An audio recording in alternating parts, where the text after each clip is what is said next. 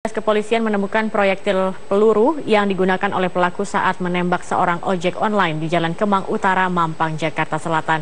Dari identifikasi sementara, senjata yang digunakan pelaku diduga senjata api rakitan. Proyektil peluru yang diduga milik pelaku ditemukan petugas gabungan dari Satreskrim Polres Jakarta Selatan dan Polda Metro Jaya saat melakukan olah tempat kejadian perkara penembakan sopir ojek online pada Sabtu malam di Jalan Kemang Utara, Mampang, Jakarta Selatan. Belum diketahui jenis senjata yang digunakan, namun dugaan sementara senjata tersebut merupakan senjata api rakitan. Petugas juga menemukan bekas tembakan yang mengarah ke dinding di salah satu rumah warga. Kapolda Metro Jaya Irjen Pol Tito Karnavian menjelaskan, kasus ini sudah ditangani tim dari Polres Jakarta Selatan dan Dirkrimum Polda Metro Jaya. Informasi pemukulannya, tapi ada tembakan, tapi bukan tembakan ke kepala. Jadi sekarang lagi sedang ditangani, ya kita akan selidiki. Teknisnya seperti apa ya nanti kita akan sampaikan. Siapa Pak berbadan tegap? Apakah unsur dari kesatuan atau nggak bisa lah, semua orang berbadan tegap yang banyak sekali yang jago-jago, atlet segala macam. Nggak, nanti kita jangan berspekulasi, lebih baik kita tunggu pengungkapannya. Jadi sekarang apa Pak? Kita akan ungkap. Kita minta hanya kepada teman-teman Gojek supaya tenang saja. Berikan kepercayaan kepada polisi untuk mengungkap itu. Sudah dibentuk tim dari Polda. Sebelumnya pengendara ojek online Reonaldo Agustin ditembak orang tak dikenal di Jalan Kemang Timur. Hingga Sabtu malam Reonaldo masih menjalani perawatan medis karena luka di bagian kepala di Rumah Sakit JMC Jakarta Selatan. Dari Jakarta, Fahir Mal, Metro TV. Aksi arogan para pengendara di jalanan bukan pertama kalinya terjadi. Sepanjang tahun 2015 tercatat sedikitnya ada 5 kasus arogan berujung penembakan. Tingkat stres yang tinggi di jalanan patut diwaspadai agar tidak terjadi aksi anarki. Sabtu sore 13 Februari 2016, warga Jakarta lagi-lagi dikagetkan oleh aksi koboi jalanan yang menembakkan senjata api karena tersulut emosi. Kali ini korbannya adalah seorang pengemudi ojek online. Aksi koboi jalanan ini bermula saat korban terlibat cekcok dengan 2 pengendara motor di kawasan Kemang, Jakarta Selatan. Karena tersulut emosi, pengendara motor yang masih belum diketahui identitasnya ini menyalip korban dan berujung pada aksi pemukulan. Sejumlah saksi di lokasi menyebut bahwa terdengar suara tembakan bersamaan dengan aksi pemukulan tersebut. Pelaku diduga 2 orang, dua-duanya dengan menggunakan sepeda motor satu-satu. Jadi bukan begal, tapi ada selisih di jalan. Aksi anarki akibat tersulut emosi di jalanan memang bukan pertama kalinya terjadi. Sepanjang tahun 2015 sedikitnya tercatat ada 5 kasus penembakan yang terjadi di jalanan. Terakhir terjadi pada 4 November 2015. Seorang tukang ojek tewas setelah ditembak bagian kepalanya oleh oknum TNI di kawasan Cibinong, Bogor, Jawa Barat. Pemicunya pun sama, karena tersulut emosi saat terjadi gesekan di jalanan.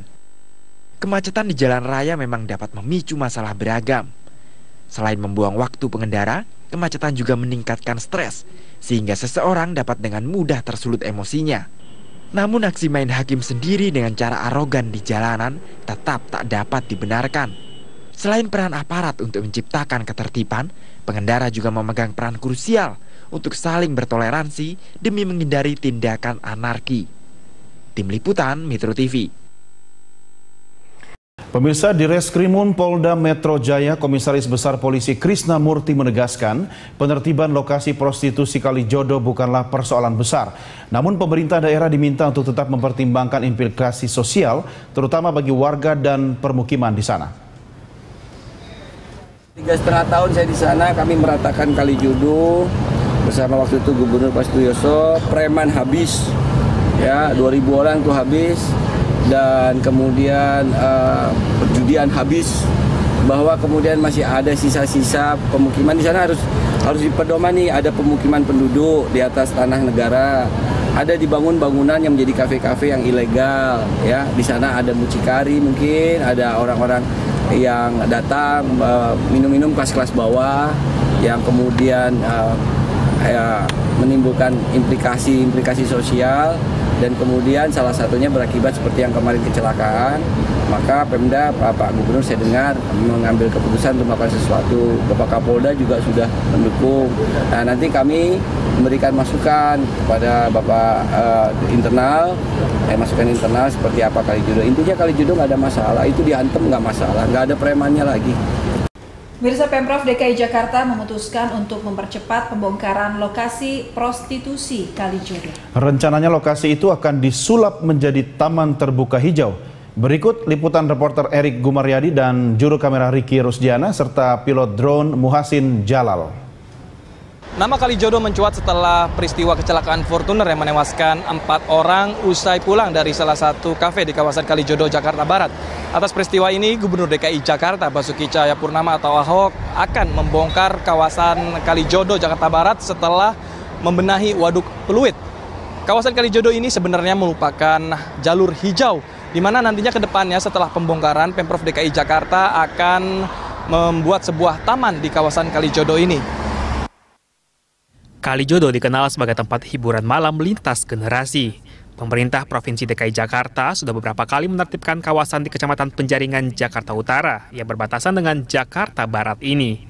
Namun praktik prostitusi di kawasan yang diapit oleh Kali Angke dan Kanal Banjir Barat ini tetap berlangsung. Kawasan Kalijodo yang luasnya kurang lebih 5 hektar merupakan kawasan padat penduduk. Sekitar 2.000 kepala keluarga menempati kawasan Kalijodo. Sekitar 50 kafe beroperasi di kawasan Kalijodo dan sekitar 150 PSK tinggal di sana. Namun saat PSK bekerja, jumlahnya bisa mencapai 500 orang. Gubernur DKI Jakarta Basuki Cahayapurnama atau Ahok mengaku siap untuk menggusur lokalisasi di wilayah Kalijodo. Sebelum digusur, Pemprov DKI akan melayangkan surat peringatan untuk mengosongkan wilayah Kalijodo terlebih dahulu. Ahok mengaku tidak takut dengan ancaman preman yang akan melakukan perlawanan jika rencana penggusuran ini terjadi. Untuk mengantisipasi adanya perlawanan dari warga, mantan Bupati Belitung Timur ini akan berkoordinasi dengan TNI dan Polri dalam mengamankan Kalijodo. Tapi setelah kejadian yang Fortuner, saya berpikir kalau dibiarin terus, nanti korban lagi nih.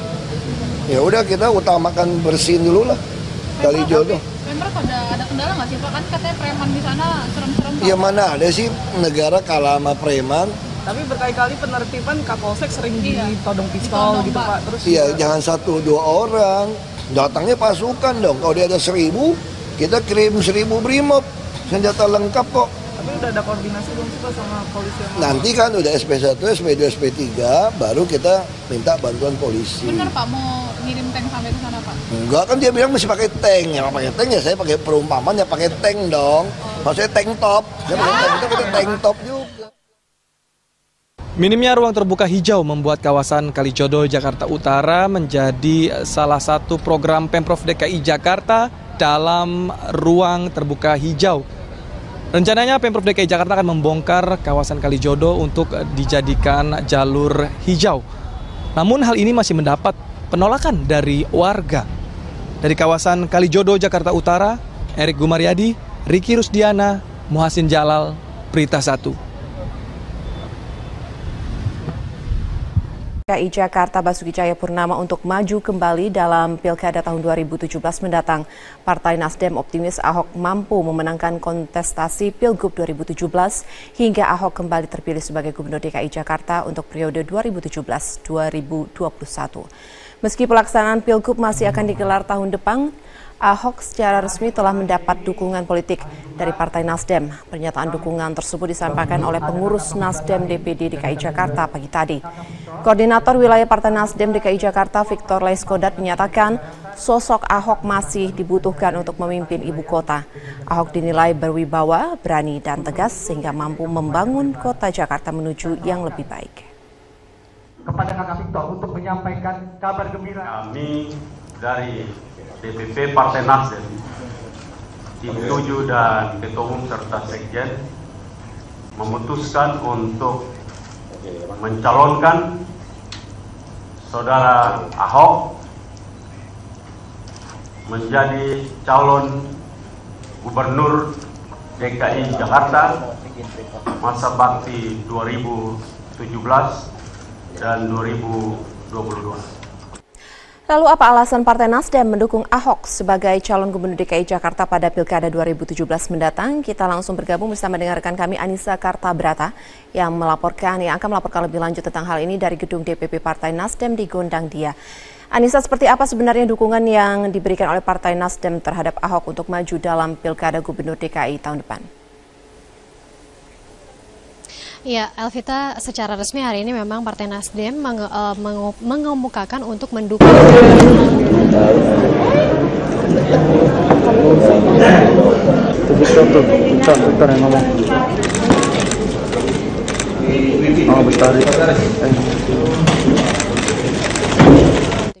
Selamat siang, Bang.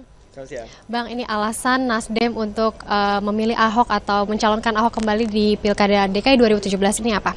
Ya, kami dari tim Pilkada